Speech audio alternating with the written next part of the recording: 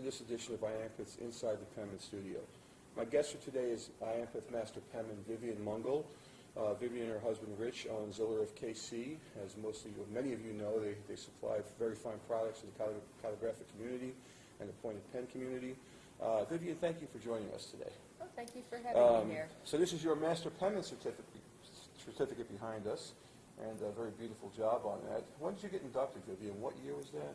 2002. 2002. Okay. So I'm going to start from the beginning, Vivian. When did you first become interested in the calligraphic arts? I was a senior in high school, and I went to my teacher, Mr. Coleman, and said, oh, this is what I would love to do for the rest of my life. And I had first tried some Old English. And he said, there's no money in it. Find it in the field. So I said, okay. And I went on and became a librarian. Okay.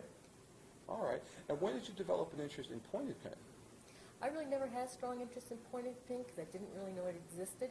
Okay. I really liked the broad pen, but we moved from Kansas City to South Texas over to right outside of Fort Lauderdale, Florida. Mm-hmm. And I was teaching weaving at a community center, and Larry Mincer was teaching copperplate at the same community center. And I said, oh, that is really pretty. I would love to learn. And he looked and he says, well, take my class. I said, I can't. There's 50 people in front of me, plus it costs too much money, and I don't have the money. So he said, well, if you will work for me, collect all the money, take attendance, I'll have you come in my class.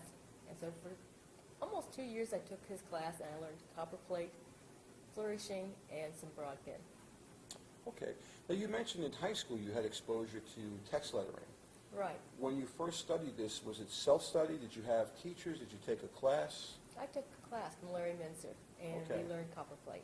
And what about the broad pen, specifically in high school? Was that something you just seen and wanted to emulate? No, the teacher taught it in class. We learned Old English. We had the old speedball Old English chart, and he had it huge. It was like a 3 feet by 4 foot chart. Okay. And we sat there and played with Old English. And what class was this that was teaching Old English? Art class. Okay. Wow. Very interesting. Yes. And I met that same art teacher, maybe 30 years later. After I started working for Steve Ziller. I went up to him and I said, do you remember me? Of course he didn't.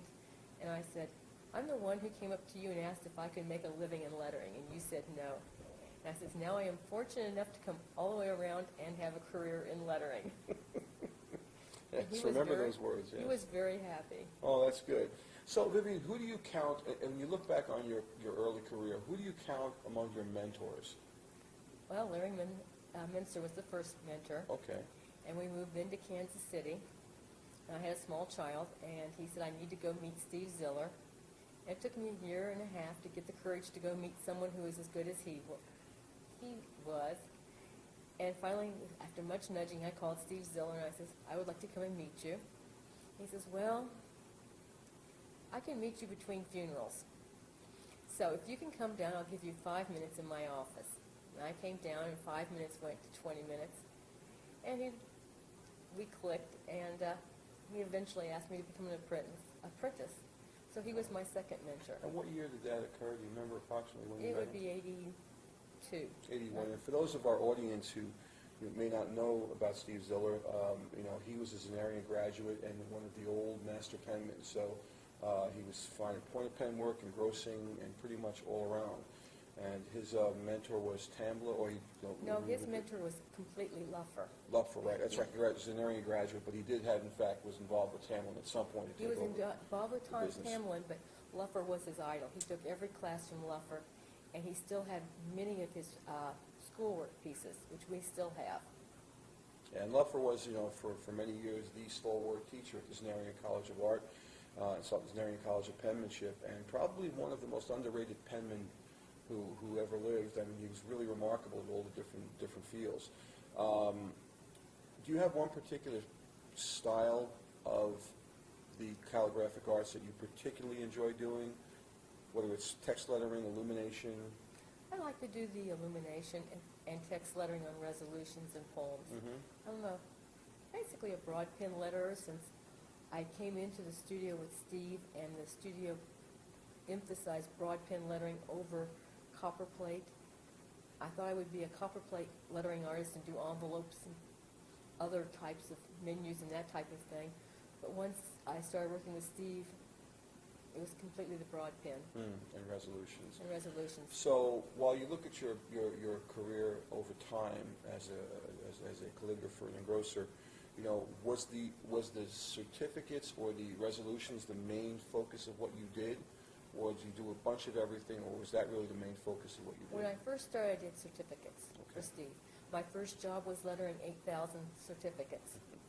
And at 30 certificates an hour, you can imagine how long it took me to get through it. The second year, they came back and it was 10,000 certificates that year, which I lettered for, 9 hours a day, 5 days a week to get Yeah. through it.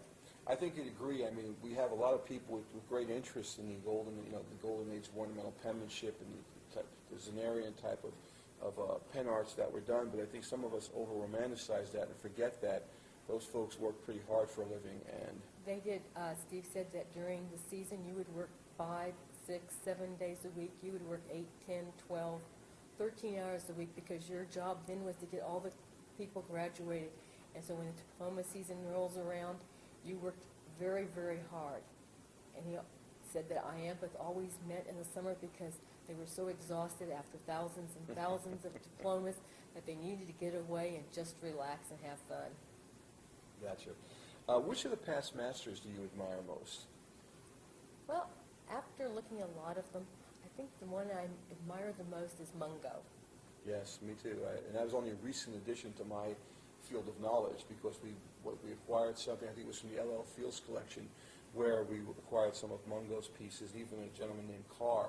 We don't know a lot about Mungall, and somebody told me there was some information about him studying at the Vatican, so I'm going to try and dig that up and find out more about him, but it's unfortunate some of these folks we don't have much information on.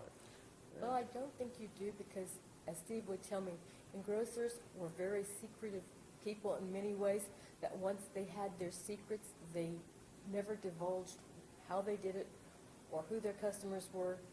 And so each time they passed away, their art and their customers just kind of disappeared.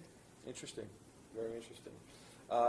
At this point, folks, we're going to take a short break, and we'll come back for part 2 of our interview with Iampeth Master Penman Vivian Mungall. Thank you.